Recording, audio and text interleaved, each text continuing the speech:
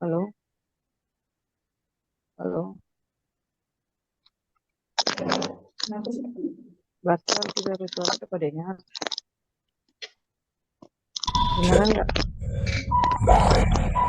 Kedengeran, saya rasa suara sudah kedengeran.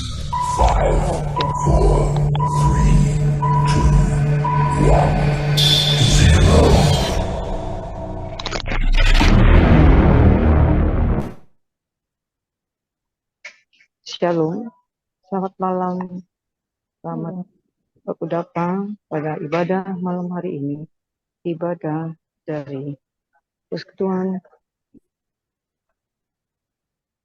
Cahaya Pusat. Bapak Ibu yang kekasih dalam Tuhan, malam hari ini kita akan mendengarkan firman yang akan dibawakan oleh Pendeta Ludwig dan saya Erang. Sebab itu, sebelum kita mulai mendengarkan firman, marilah kita berdoa. Allah Bapa di surga, Allah yang penuh kasih, Allah yang kami panggil nama Yesus Kristus, malam hari ini Tuhan, kami dari Bapak Tuhan bersatu dan saya akan mengadakan ibadah malam hari ini.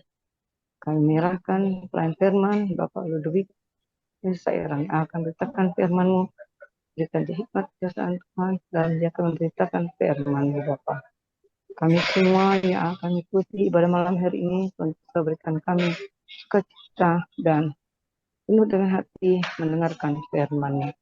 Ya dosa yang kami Tuhan, hanya di dalam nama Yesus Kristus kami berdoa dan mengucap syukur. Amin.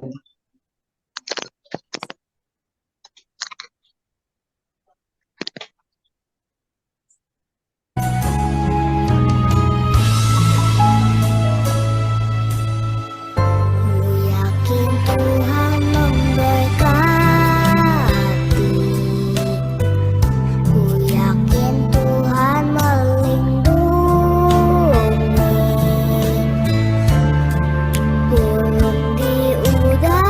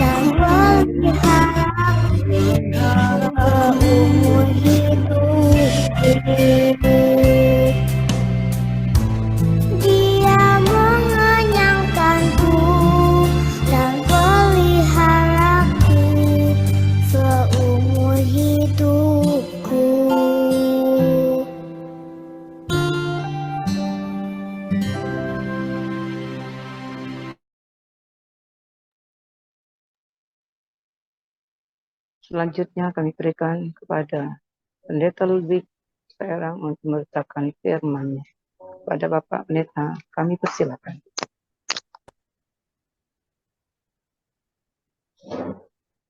Dan sebelum kita mendengarkan firman, mari kita teduhkan hati kita sejenak. Kita datang menghampiri Tuhan. Bapak, kami bersyukur karena pada malam hari ini kami mendapatkan kesempatan yang begitu berharga untuk kembali mendengarkan suara dari firman-Mu.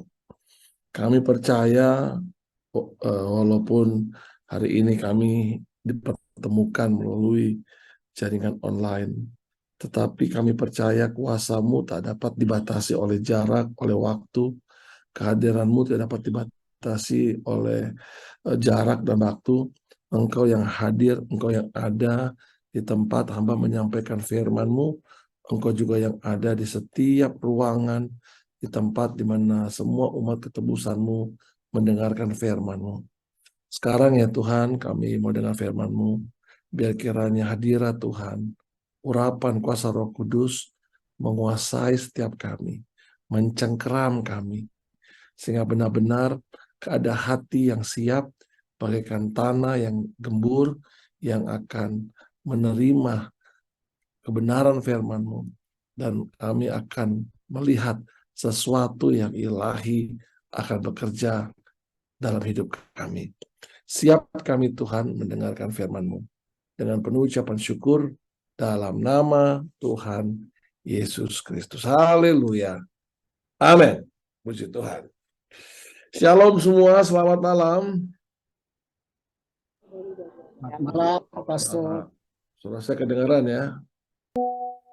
Kedengaran bagus sekali. Kedengaran Pak Pendeta. Oke. Selamat malam Pak Yopi Sembung. Ayo. Malam. Puji Tuhan. Bos Stefan, hati-hati di jalan. Oke. Terima kasih Pak Ludwig. Ya, telinga Saya boleh lagi di di sini, rumah mata sakit, tetap Pak. di jalan. Ya. Yo, Kami pasti. di rumah sakit. Terima kasih.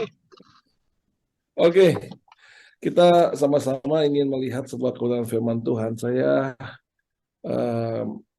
memberikan tema khotbah yang ingin saya sampaikan hari ini adalah benih ilahi. Tentu kata ini datang dari Alkitab, dari firman Tuhan yang kita akan sama-sama lihat bersama-sama dalam 1 Yohanes ya. 1 Yohanes pasal 3. 1 Yohanes pasal 3 ayat 9. Begini bunyi firman Tuhan, 1 Yohanes pasal 3 ayat 9. Setiap orang yang lahir dari Allah tidak berbuat dosa lagi, sebab benih ilahi tetap ada di dalam dia, dan ia tidak dapat berbuat dosa, karena ia lahir dari Allah. Saudara, kita sudah dengar bacaan firman Tuhan hari ini yang memberikan penekanan bahwa jika benih ilahi itu ada di dalam hidup kita, maka kita tidak berbuat dosa.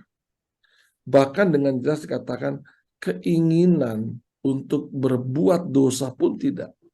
Selama benih ilahi itu tetap ada dalam hidup kita. Kita mesti pastikan bahwa proses kelahiran baru juga itu didasari karena hadirnya benih ilahi dalam hidup kita. Dengan hadirnya benih ilahi, maka proses kelahiran baru itu berjalan. Itu kan yang dialog antara Yesus dengan Nikodemus, guru besar orang Yahudi. Ya, dia bertanya bagaimana masuk kerajaan Allah, dan Yesus berkata seorang yang mau masuk dalam kerajaan Allah harus dilahirkan kembali. Nah, Nikodemus sulit mengerti bagaimana mungkin Nikodemus yang sudah tua masuk ke dalam kandungan. Karena konsep kelahiran itu bagi Nikodemus adalah sama seperti cara kita berpikir. adanya benih yang muncul, kemudian lahirlah dari benih itu hadirlah kita. Seperti hari ini, umpamanya saya lahir karena ada benih ya dari seorang bapak dan ibu ya, kemudian bertemu dan hadirlah benih itu di kandungan ibu saya. Ya. Kebetulan papa saya dari Manado, ya, mami saya juga Manado, sehingga munculnya modelnya kayak begini, gitu ya. Tapi kalau seandainya papi saya orang Nigeria, gitu ya, dan kebetulan mama saya orang Papua, pasti munculnya nggak begini ya, ya agak-agak gelap lah begitu. Benih itu menentukan kita ini siapa, bagaimana. Sehingga kata benih itu harusnya membuat kita sangat mudah memahami, mudah mengerti. Benih yang kita tabur umpamanya benih pohon benih mangga tidak mungkin kemudian menjadi pohon durian. Atau kita tabur benih gandum, tidak mungkin dia muncul benih padi. Walaupun masih satu keluarga, kalau kata begitu ya. Benih itu menunjuk kita jadi seperti apa. Nah, 1 Yohanes 3 tadi berkata, ayat 9, setiap orang yang dilahirkan Allah, ada benih yang hadir dalam hidupnya. Sehingga pada saat benih itu hadir dalam hidupnya, kita tidak berbuat dosa lagi. Bahkan kalau benih itu betul-betul ada, tidak dapat berbuat dosa. Karena ia lahir dari benih Allah. Kehidupan kita, proses pertumbuhan kita, itu sangat ditentukan oleh benih yang hadir dalam hidup kita. Benih apa sih yang masuk dalam hidup kita, dalam tubuh kita begitu ya? Itu yang akan membuat kita menjadi seperti apa? Dalam Matius pasal 13 umpamanya Yesus memberikan perumpamaan tentang di sebuah ladang gitu ya. Kita baca ya. Matius pasal 13 ya, ayat 24. Matius 13 ayat 24, Yesus membentangkan suatu perumpamaan lain lagi kepada mereka, katanya, hal kerajaan surga itu seumpama orang yang menabur benih yang baik di ladangnya. Kerajaan Allah itu berawal dari benih yang ditabur. Dan kita tahu penabur benih yang baik itu siapa. Nah, kerajaan Allah selalu menabur benih yang baik dengan harapan muncullah kehidupan yang baik. Tetapi perhatikan ayat 25, pada waktu semua orang tidur, lengah, tidak terlalu aware, datanglah musuhnya dari kerajaan gelap, dari iblis, menabur benih lalang di antara gandum itu, lalu pergi. Jelas sekali Alkitab mengatakan bahwa di saat orang menerima benih ilahi dari kerajaan surga, benih yang baik, iblis juga, saudara, tidak pernah berhenti berusaha untuk menabur benih yang jahat. Ayat 26, ketika gandum itu tumbuh dan mulai berbulir, nampak juga lalang itu. Dan akhirnya nggak bisa dipungkiri, ketika benih itu tertanam, cepat atau lambat, dia akan bertumbuh juga. Yang baik hasilnya baik, yang jahat jadi jahat. Maka datanglah hamba-hamba Tuhan itu kepadanya dan berkata, Tuhan, bukankah benih baik yang Tuhan tabur di ladang Tuhan? Dari manakah lalang itu? Kan Tuhan naburnya benih yang baik. Ya, sama seperti hari inilah kita, saudara. Kita kan ini sedang menerima benih yang baik. Ya, mungkin saudara tadi kemarin hari Minggu juga baru menerima benih yang baik. Ya, mungkin ibadah-ibadah sebelumnya juga ada benih-benih yang baik. Tapi kenapa kok tiba-tiba ada lalang yang muncul? Ada yang menabur benih yang jahat. Dan dikatakan di sana, jawab Tuhan itu, seorang musuh melakukannya. Lalu berkatalah hamba itu kepadanya, jadi bagaimanakah? Jadi maukah Tuhan supaya kami pergi mencabut lalang itu? Tetapi ia berkata, jangan. Kalau sebab mungkin gandum itu ikut tercabut pada waktu kamu mencabut lalang.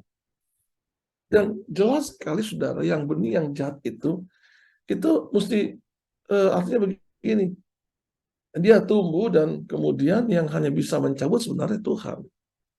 Ya, hanya pertolongan Tuhan aja. Sebab kalau dengan kekuatan kita, kekuatan manusia, bisa jadi benih yang baik, gandum, ikut tercabut. Tapi kita punya gambaran yang jelas lah kalau dari saat ini, bahwa di saat kita menerima benih ilahi yang membuat kita terus bertumbuh ke arah Kristus, iblis juga nggak pernah berhenti, saudara, menabur benih yang jahat. Kita kan tahu ya, saudara, bahwa secara lahiriah kita ini manusia daging. Kita dilahirkan secara daging. Namun kemudian kita harus sadar, 2 Korintus 4 ayat 16 bilang, bahwa kita juga adalah manusia Allah. 1 Korintus 3 ayat 1. Tidak tahukah kamu, ya, 1 Korintus 3 ayat 1, aku pada waktu itu aku belum bisa berbicara kepada kamu seperti, ya, sebagai manusia Allah, hanya manusia daging. Waktu kita mengizinkan benih ilahi hidup dalam hidup kita, maka itu akan membuat kita mengalami perubahan menjadi manusia Allah, manusia roh. Tapi sebaliknya, saudara, ketika kita membiarkan benih yang jahat, benih yang tidak baik itu masuk ke dalam tubuh kita, dalam kehidupan kita, maka kita akan menjadi manusia daging. Rasul Paulus dalam Roma pasal 7 juga pernah berjuang untuk mengalahkan manusia daging. Dan dia nggak berdaya. Sampai dia bilang, celakalah aku ini manusia celaka. Kenapa? Karena dengan kekuatannya sendiri dia sulit mengatasinya. Kecuali kasih karunia Tuhan yang membebaskan dia dari keterikatan manusia daging. Saya nggak tahu berapa banyak saudara mengizinkan benih ilahi itu mempengaruhi cara berpikir saudara, mempengaruhi cara pandang saudara, mempengaruhi pola rasa saudara, mempengaruhi pola tindak saudara, mempengaruhi pola ucap saudara. Saya nggak tahu. Tapi kalau saudara tidak mengizinkan benih ilahi itu mempengaruhi hidup saudara, maka benih yang jahat akan masuk ke dalam tubuh kita, dalam hidup kita. Sehingga pola kata kita menjadi jahat. Pola tindak kita menjadi jahat. Pola pikir kita pun menjadi sama dengan dunia. Kenapa? Karena kita membiarkan benih dunia itu menguasai hidup kita. Pastikanlah saudara dalam kehidupan kita hanya ada benih ilahi yang mempengaruhi seluruh hidup kita. Karena dengan benih ilahi itu, kembali ke 1 Yohanes 3 ayat 9, akhirnya kita nggak punya kemampuan lagi berbuat dosa. Nggak bisa berbuat dosa. Kenapa? Karena benih ilahi. Nah, sekarang saudara kita perlu mencari tahu, menggali lebih dalam. Apa itu benih ilahi? Karena ternyata saudara kita butuh benih ilahi itu. Dengan adanya benih ilahi itu akan membuat kita berproses menjadi manusia Allah.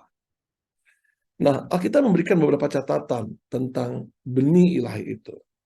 Mari kita lihat yang pertama. Ada 3 yang ingin saya bagikan kepada saudara hari ini. Kalau kita bicara benih ilahi itu kan sebenarnya banyak ya saudara. Saya kemarin lihat satu buku, judulnya aja, saya belum sempat baca bukunya. 108 benih ilahi. Ya. 108 divine seeds.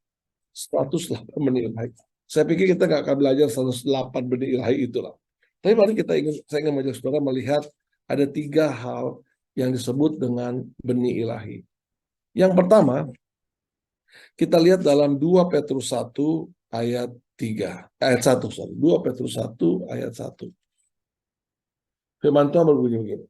Dari Simon, hamba dan rasul Yesus Kristus, kepada mereka yang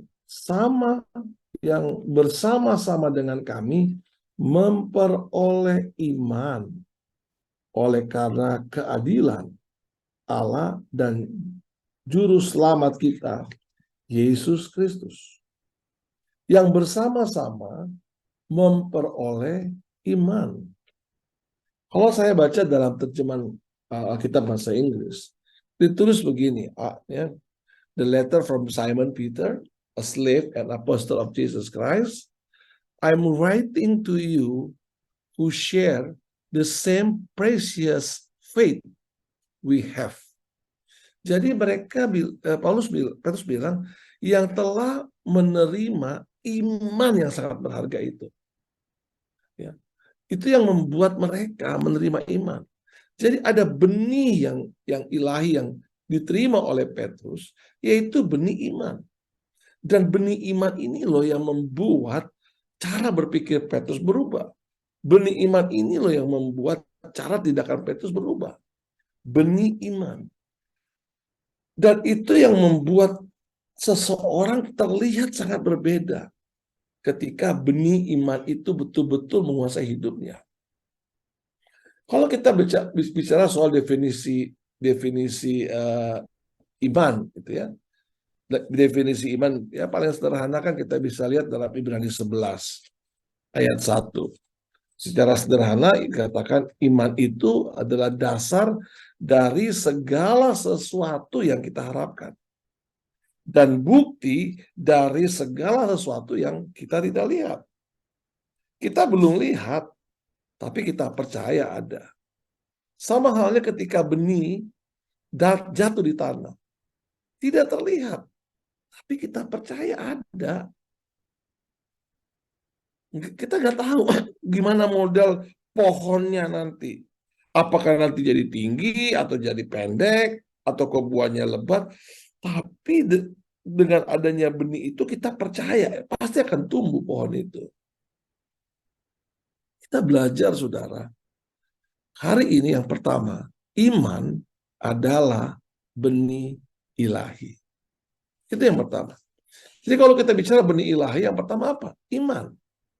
Yuk, walaupun saya nggak dengar, semua bilang iman. Nah, kan Tuhan dengar, saudara ya. Sekali lagi, iman adalah benih ilahi. Iman adalah benih ilahi. Iya, thank you, si Tuhan. Iman adalah benih ilahi. Ya, good. Ya. Artinya, saudara, iman itu adalah benih ilahi loh, yang membuat kita akan mengalami pengalaman supranatural. Mempercayai sesuatu yang tidak terlihat, berharap sebagai dasar dari apa yang kita harapkan. Satu kali saudara Petrus dan kawan-kawan sedang menyeberang Danau Galilea. Saya yakin saudara tahu cerita itu. Tiba-tiba angin gelombang besar datang. Mereka diterpa dengan angin yang besar. Mereka kepayahan.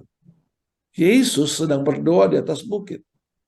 Melihat dari jauh betapa muridnya sedang kepayahan, Yesus datang berjalan di atas air. Spontan semua berteriak hantu. Tidak ada satupun mengenal itu Yesus. Memang kalau dalam keadaan panik, dalam keadaan tertekan, sulit kita mengenal siapa Yesus. Sehingga mereka berteriak itu hantu. Tapi kemudian Yesus memperkenalkan diri. Ini aku, jangan takut. Nah, Petrus, dia berkata kepada Yesus, jika engkau Allah, suruhlah aku berjalan di atas air. It is impossible. Bagaimana mungkin seorang bisa berjalan di atas air? Yesus Tuhan. He can do everything. Tapi manusia terbatas. Namun kemudian satu kata keluar dari mulut Yesus. Datanglah. Dan satu kata itu cukup untuk menghadirkan mujizat jika diterima oleh iman. Ketika Petrus mendengar kata itu, datanglah, ia memakai iman, benih imannya untuk keluar dari perahu, menginjak air, dan kemudian mulai melangkah, berjalan di atas air. Apa yang membuat Petrus bisa berjalan di atas air? Benih ilahi ada di dalam Petrus. Dan benih ilahi itu adalah iman. Saya nggak tahu situasi dan sesukar apa, sulit apa yang akan kita hadapi. Tapi dengan adanya benih ilahi, sesulit dan sesukar apapun yang harus kita jalani, kita pasti bisa melewatinya. Saya tidak tahu sebesar apa gelombang besar yang sedang menimpa saudara.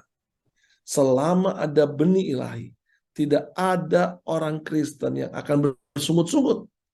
Tidak ada di antara kita yang akan mengeluh. Kenapa? Karena ada benih ilahi. Kalau saudara sedikit-sedikit mengeluh, sedikit-sedikit mengeluh, sedikit-sedikit mengeluh, sedikit-sedikit cari kambing hitam, sedikit-sedikit salahkan orang, ini gara-gara dia, ini gara-gara itu, ini karena itu.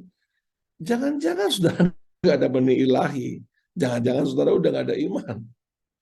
Padahal yang membuat seorang bisa bertahan ketika ada iman sebagai benih ilahi dalam hidupnya. Itu kan hal yang supranatural loh, iman itu. Mempercayai berjalan di atas air itu supranatural. Itu iman. Hal-hal yang nggak masuk di akal. Dan itu yang mau Tuhan ajar kita hari ini. Hari ini umpamanya, ya, saya nggak tahu seberapa yakinnya saudara, ya, dalam beribadah, saudara percaya di sini ada Tuhan. Itu hanya iman loh saudara. Sebab kalau saudara nggak percaya ini ada Tuhan, saudara nggak akan rasa apa-apa. Ini kan iman. Ini arealnya areal iman.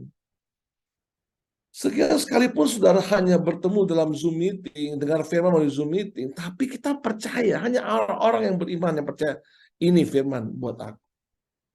Aku percaya ini dari Tuhan buat aku. Hanya orang beriman.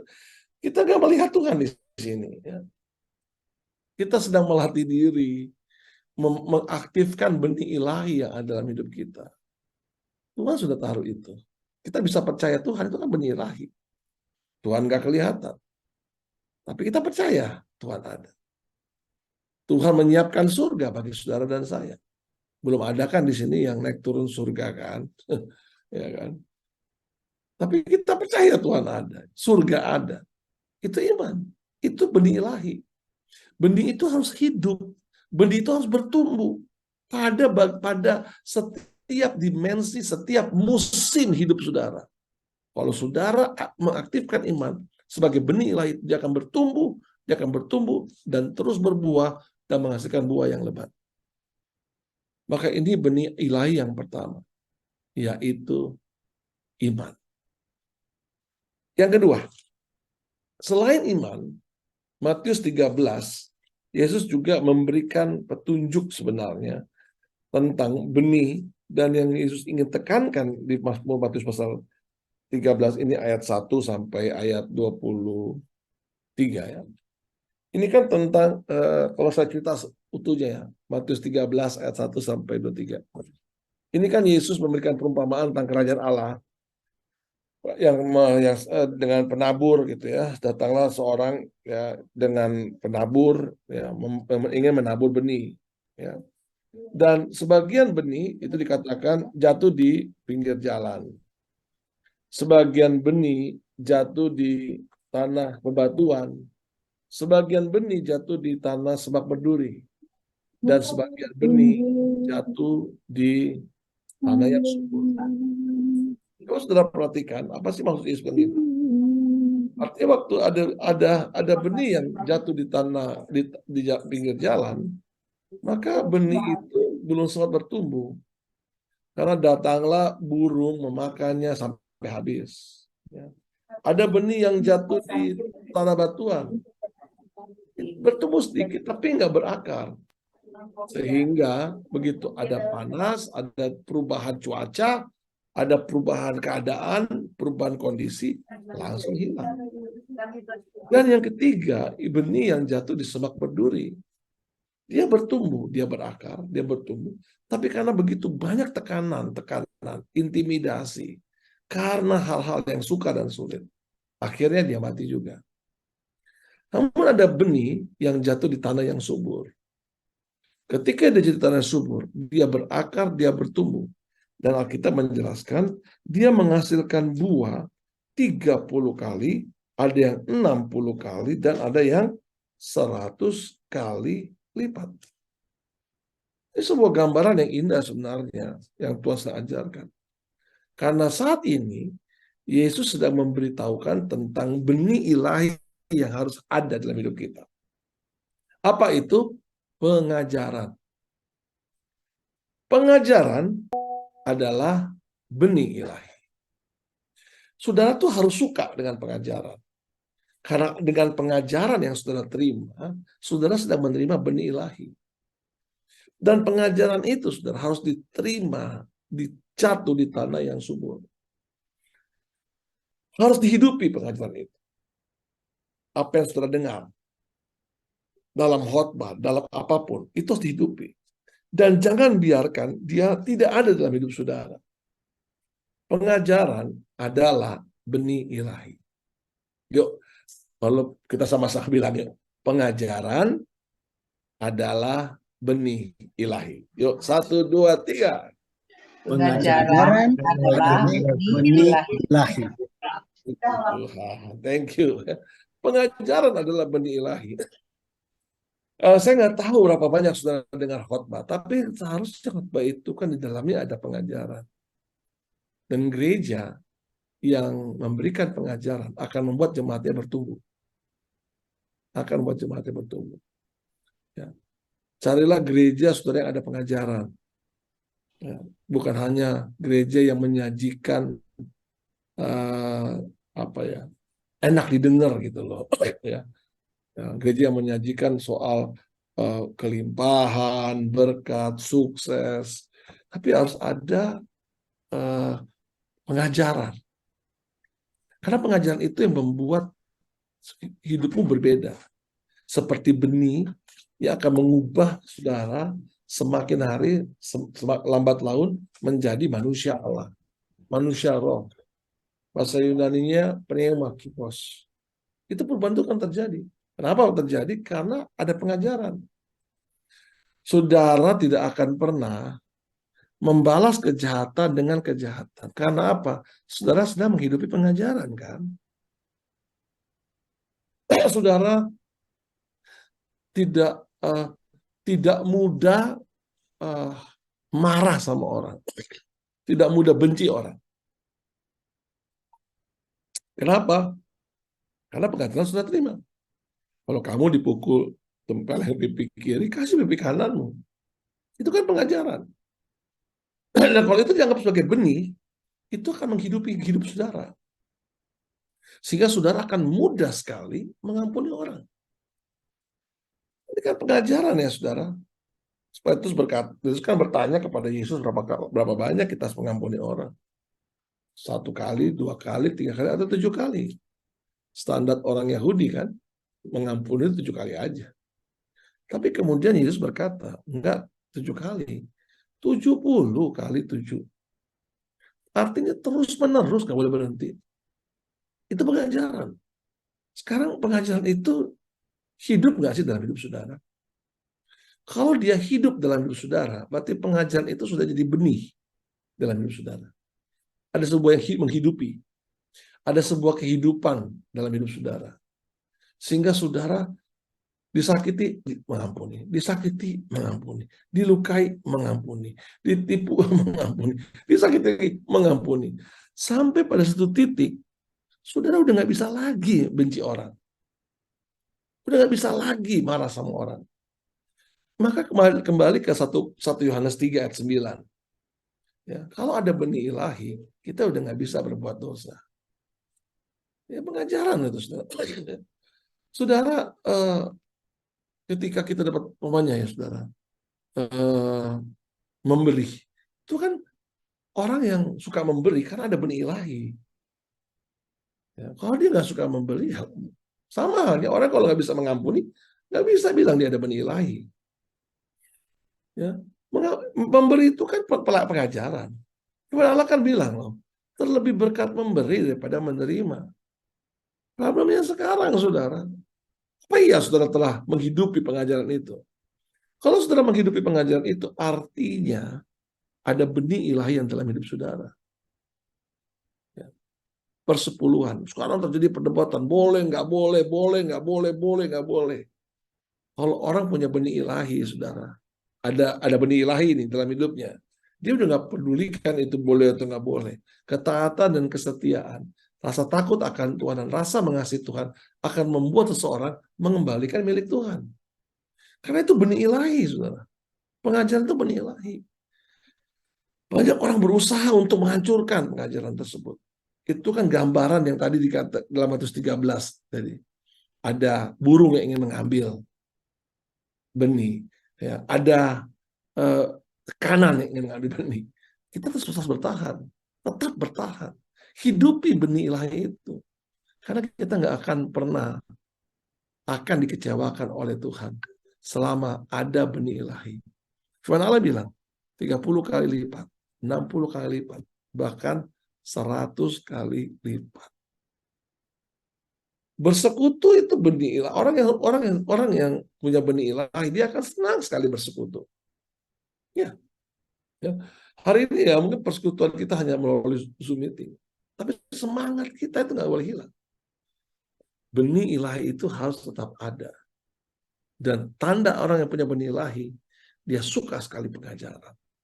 Dan dia selalu menghidupi pengajaran. Setiap pengajaran yang diterima, itu benar-benar hidup dalam hidupnya, dan hidupnya dihidupi oleh pengajaran. Saya pikir banyak hal yang harus kita pelajari banyak.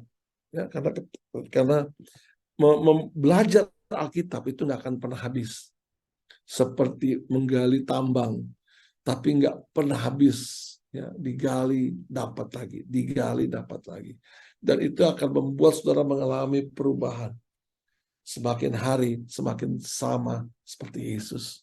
Itu akan membuat saudara mengalami perubahan dan akhirnya membuat saudara menjadi pribadi-pribadi manusia Allah. Itu yang kedua. Kita sampai pada bagian yang terakhir, yang ketiga. Benih ilahi adalah iman. Itu yang pertama. Benih ilahi adalah pengajaran. Tapi yang ketiga ini yang tidak kalah penting. Apa itu benih ilahi? Benih ilahi itu adalah Roh Kudus. Saudara, murid-murid Yesus, waktu ditinggal oleh Yesus, dan kita baru saja merayakan hari Pentakosta kan, ada rasa takut yang menguasai mereka. Karena mereka sudah lihat dengan mata kepala sendiri. Yesus terangkat naik ke atas awan dan hilang. Mereka benar-benar yakin sekarang, ini benar-benar Yesus udah nggak ada. Ya. Namun mereka hanya tahu bahwa Tuhan janjikan sesuatu. Dan mereka harus kembali ke Yerusalem. Dan mereka mulai berdoa. Dan pada saat mereka mulai berdoa, 10 hari setelah hari kenaikannya, atau 50 hari setelah hari raya Paskah, yang kebetulan saat itu adalah perayaan bagi orang Yahudi, perayaan Pentakosta atau hari 50. Semua orang dari berbagai negara sedang berjalan menuju ke Bait Allah. Tapi tiba-tiba terhenti di bawah sebuah loteng di mana 120 orang sedang berdoa. Dan mereka mulai berbicara dengan bahasa-bahasa yang lain. Bahasa Mesopotamia, bahasa Makedonia, bahasa Arab, bahasa-bahasa yang lain. Sehingga saat itu hadirlah gereja Tuhan di muka bumi ini. Saudara, benih ilahi itu hadir bagi gereja Tuhan. Ketika benih ilahi itu menguasai pribadi-pribadi dari 120 orang ini, Petrus keluar berdiri tanpa rasa takut. Petrus yang menyangkal 3 kali Yesus. Petrus yang sempat kembali pada pekerjaannya dan meninggalkan panggilannya. Petrus yang sama. Petrus yang berdiri di hadapan banyak orang, berbicara dengan lantang tanpa rasa takut, memberitakan kabar keselamatan. Dan hari itu juga 3.000 orang terima Yesus dibaptis. 120, 3.000, 5.000, kota Efesus, Asia Kecil, Eropa, sampai ada di sini, di Indonesia. Dan bagaimana bisa terjadi? Sekali lagi, karena ada benih ilahi, yaitu kuasa Roh Kudus. Saya ingin ajak saudara melihat Galatia pasal 5. Ini bagian yang terakhir, saudara. Sebelum saya tutup. Ini menjelaskan bagaimana benih duniawi, benih daging juga berusaha menguasai seseorang. Ya. Namun kita harus pastikan yang ada dalam diri kita adalah benih ilahi. Saya mulai baca ayat 13. Ayat 16. Maksudku ialah, hiduplah oleh roh, maka kamu tidak akan menuruti keinginan daging. Ya. Kalau kita hidup oleh roh, maka yang ada dalam diri kita adalah keinginan-keinginan roh. Sudah nangkap ya? Namun kalau kita hidup dalam daging, maka yang muncul, hasrat yang muncul dari diri kita adalah keinginan-keinginan daging. Kalau benih ilahi, yaitu benih roh yang ada dalam diri kita, maka yang muncul adalah keinginan-keinginan roh. Namun kalau saudara, yang ada benih duniawi, benih kedagingan, maka yang akan muncul adalah keinginan-keinginan daging. Ayat selanjutnya. Sebab keinginan daging berlawanan dengan keinginan roh. Dan keinginan roh berlawanan dengan keinginan daging. Karena keduanya bertentangan, sehingga kamu setiap kali tidak melakukan apa yang kamu kehendaki. Akan tetapi jikalau kamu memberi dirimu dipimpin oleh roh, maka kamu tidak hidup di bawah hukum Taurat. Hidup di bawah hukum Taurat itu kayak gimana sih maksudnya? Kita takut berbuat dosa karena kita takut dihukum. Sehingga kenapa orang nggak mencuri? Karena hukuman mencuri itu menyakitkan. Mata ganti mata, tangan ganti tangan. Namun sekarang ketika kita tidak hidup di bawah hukum Taurat, kita tidak mencuri karena ada benih ilahi itu loh. Kembali ke 1 Yohanes 3 ayat 9 tadi, ayat yang pertama kita baca. Karena ada benih ilahi, kita nggak ada keinginan berbuat dosa. Karena ada benih ilahi, nggak ada. Itu pergumulan loh saudara. Karena tadi saya sudah baca dalam Matius 13 ayat 24 itu.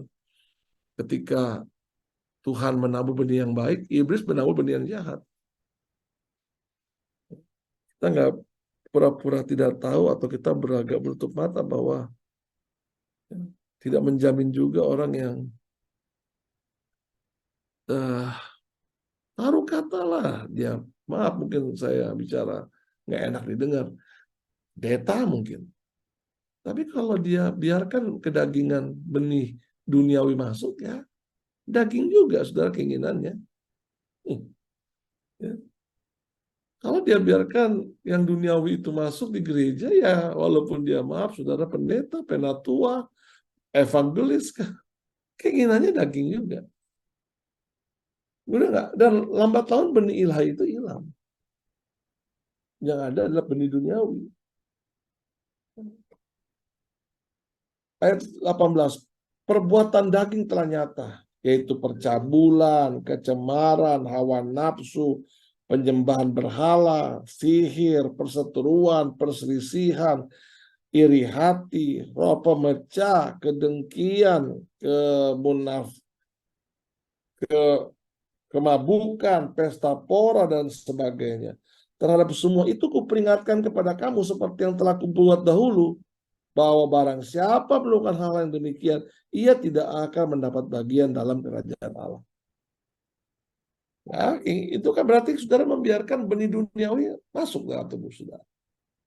Tapi kalau sudah izinkan benih ilahi masuk, dipimpin oleh roh, maka yang muncul adalah keinginan roh. Apa itu keinginan roh? Ayat 22 memberikan penjelasan. Tetapi buah roh itu keinginan roh yang ada dalam diri kita. Ya. Kita tahu kasih, sukacita, damai sejahtera, kesabaran, kemurahan, kebaikan, kesetiaan, kelemah lembutan, penguasaan diri. Artinya sudah hari ini kita mesti juga beraware, berjaga. Jangan sampai benih duniawi itu masuk ke dalam tubuh kita, hidup kita. Itu akan menghasilkan keinginan daging. Dan ujung dari keinginan daging adalah kebinasaan. Pastikan hanya ada benih ilahi dalam diri kita. Sehingga keinginan kita, keinginan roh. Dan ujung dari keinginan roh adalah hidup yang kekal. Rasul Paulus secara concern menuliskan surat kepada Galatia, mengingatkan, jangan sampai kita yang sudah memulai dengan roh, mengakhirnya dengan daging. Itu loh tulisan Paulus kepada Galatia.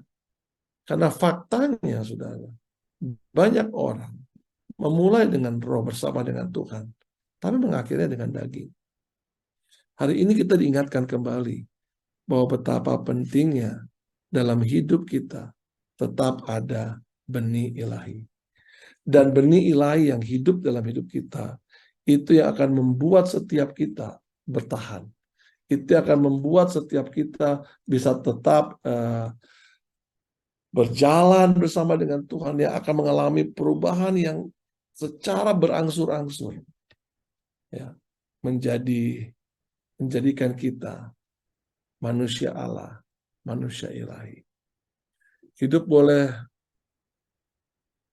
di sekitar saudara boleh berubah, keadaannya boleh nggak nyaman, tapi kalau ada benih ilahi, ada iman, kita pasti bisa bertahan. Godaan itu besar sekali, tapi kalau ada pengajaran yang kita selalu dengar, ada Roh Kudus dalam hidup kita, kita akan keluar sebagai pemenang, bahkan lebih dari pemenang. Mari kita teduhkan hati kita. Saya percaya Tuhan adalah Tuhan yang hidup, Tuhan yang melakukan perkara besar dalam hidup kita, Tuhan yang banyak mengerjakan hal-hal yang ajaib dalam hidup kita, Tuhan yang sama yang akan melakukan hal-hal yang besar juga dalam kehidupan saudara dan dalam kehidupan saya. Mari kita datang menghampiri Tuhan. Saya tidak tahu pergumulan apa yang saudara-saudara hadapi hari-hari ini. Tapi percayalah, selama benih ilahi itu ada dalam hidup saudara, selama ada iman yang betul-betul mempengaruhi cara berpikir saudara, cara rasa saudara, apapun masalah yang saudara hadapi, kita pasti bisa keluar sebagai pemenang. Apapun tekanan, keadaan yang saudara hadapi, itu justru akan membuat kita terus berubah menjadi manusia Allah. Saya percaya Tuhan ada di tempat di mana saya sedang menyampaikan firman Tuhan. Tuhan yang sama juga ada bersama dengan saudara di tempat saudara, di ruangan saudara, saudara yang sedang mendengarkan kebenaran firman. Lihatlah ini sebagai pesan Tuhan buat saudara. Percayalah, saudara pasti memberkati Tuhan. Mari kita berdoa.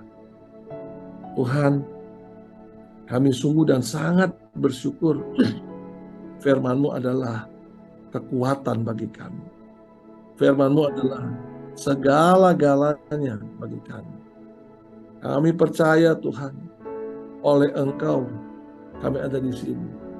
Dan keberadaan kami hari ini adalah rancangan Tuhan untuk mendengarkan nasihat firman-Mu, mengingatkan, meneguhkan bahwa hidup kami harus hidup oleh benih ilahi yang terus bertumbuh, terus bertumbuh.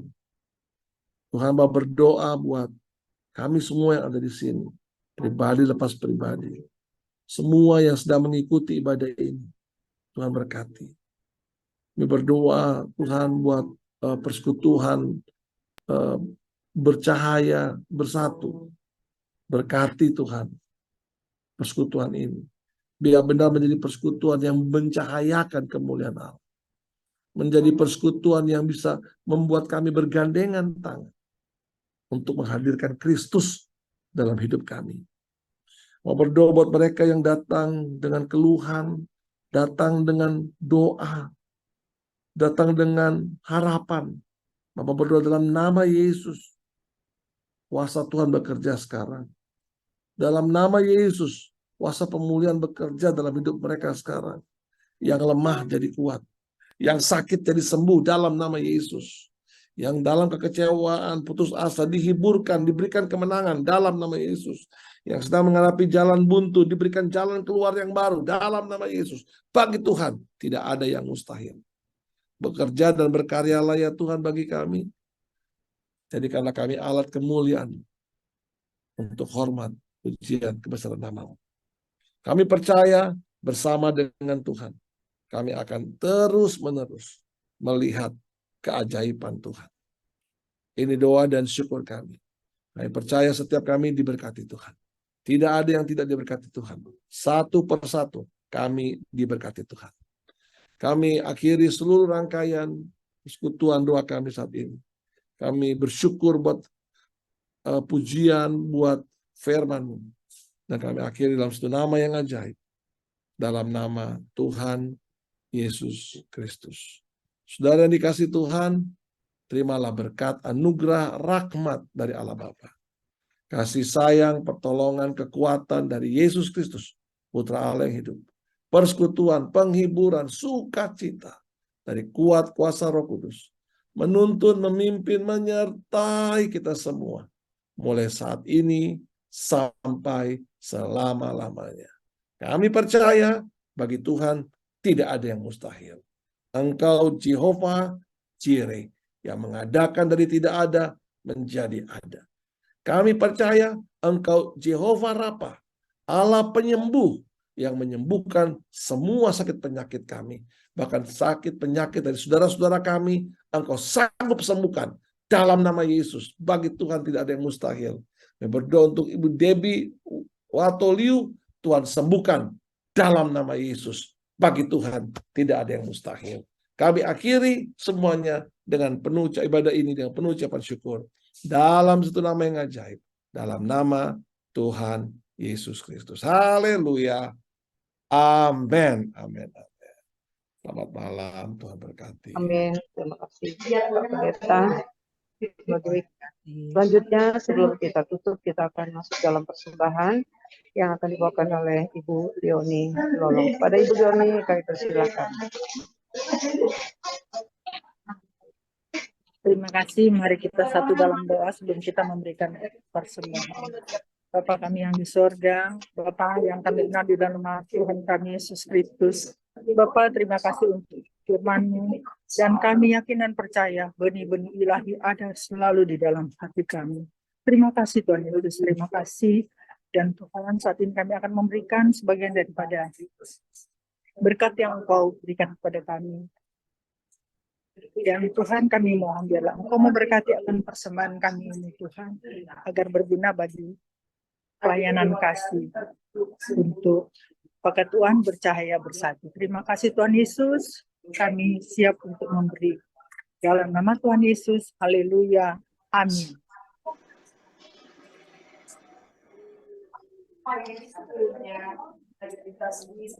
Selanjutnya persembahan syukur.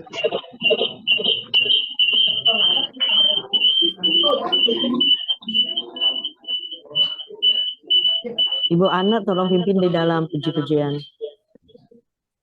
Musim akan selalu berganti,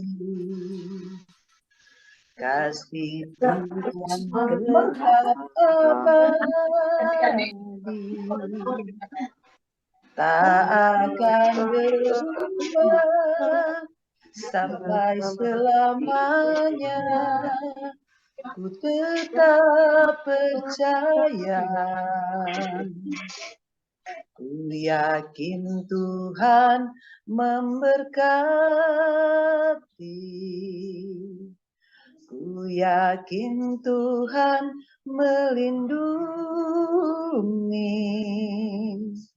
Burung di udara Tuhan pelihara, karena kasih-Nya Tuhan selalu menolongku, selalu menjagaku, sehelai di rambutku tak akan terjatuh tanpa seizin-Mu. Tuhan selalu menolongku, selalu menjagaku. Dia mengenyangkanku dan peliharaku seumur hidupku. Dia mengenyangkanku dan peliharaku seumur hidupku. Puji Tuhan.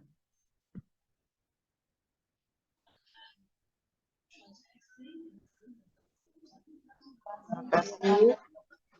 Sama syukur sudah dijalankan dan doa syafaat juga sudah kita tadi, dan sekarang kita akan masuk di dalam sapaan mungkin kepada Ketua Umum. Dan kita akan tadi kepada saudara kita dari ini. Tapi sebelumnya kami sampaikan sebelum masuk dalam sapaan, puji syukur, praise the Lord, bahwa malam hari ini Ibu Debbie Watulio luar biasa mujizat terjadi. Alat sudah dibuka dan akan dicoba malam hari ini. Kalau besok bagus, beliau akan pindah ke kamar. Mohon doa-doanya, semoga lebih dahsyat lagi untuk Ibu yang kekasih, Ibu Debbie Watulio Dumais.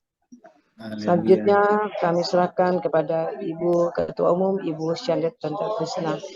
Dipersilakan.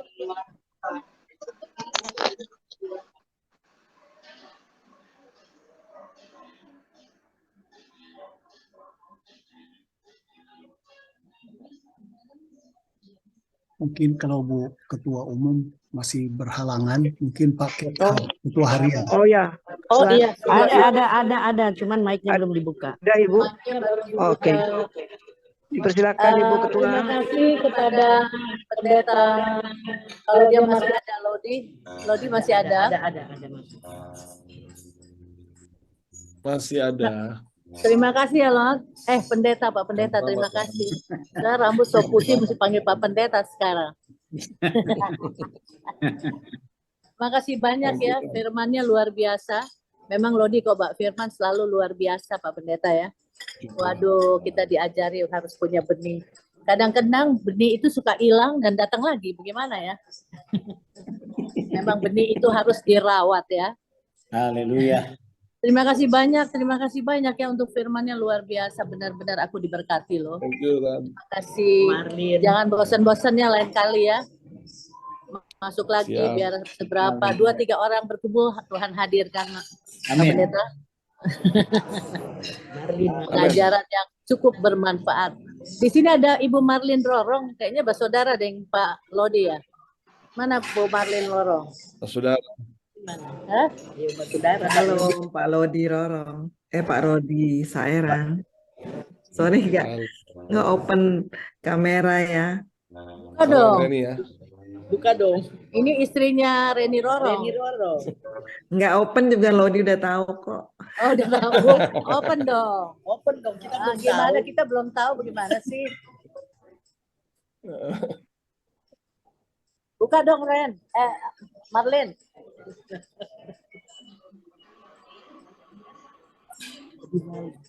Lagi di mall ya? Belum basisir kali tahan. Sisir kata lo. Belum. Lagi basmengken. Lagi basmengken. Aduh, seneng banget. Seneng banget aku dapat firman malam ini. Baby sok keluar. Siapa? Baby. Oh.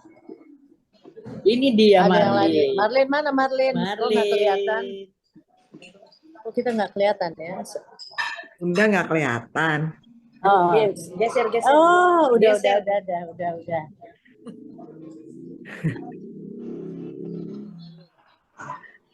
Udah kelihatan sekarang Marlin. Kelihatan sobat sisir.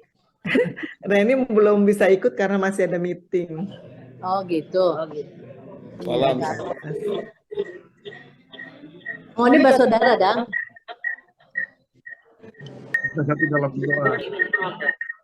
Terima kasih Tuhan atas penyertaan-Mu di dalam pelayanan PBB malam hari ini. Biarlah apa yang kami dapatkan firman Tuhan yang kami terima lewat hamba-Nya, kami dapat merenungkan dan menjalankan akan kebenaran firman-Mu Tuhan. Kami tahu kami begitu banyak kelemahan, kekurangan dalam iman kami. Tapi lewat saluran firman-Mu, lewat hamba-Mu di malam hari ini, kami diingatkan dan kami dikuatkan agar dapat melaksanakan kebenaran firman-Mu itu Tuhan. Dan memang sesuai dengan buah-buah roh yang ke-9, penguasaan diri. Kami seringkali tidak bisa menguasai diri kami Tuhan.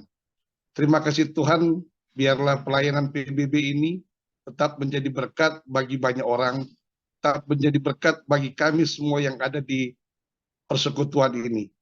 Terima kasih Tuhan, di dalam nama Yesus kami persembahkan doa ini. Haleluya, amin. Terima kasih. Terima kasih Amin. semua. Tiket har. Terima kasih Tuhan untuk kasih setiamu yang ku alami dalam hidupku. Terima kasih Yesus untuk kebaikanmu sepanjang hidupku.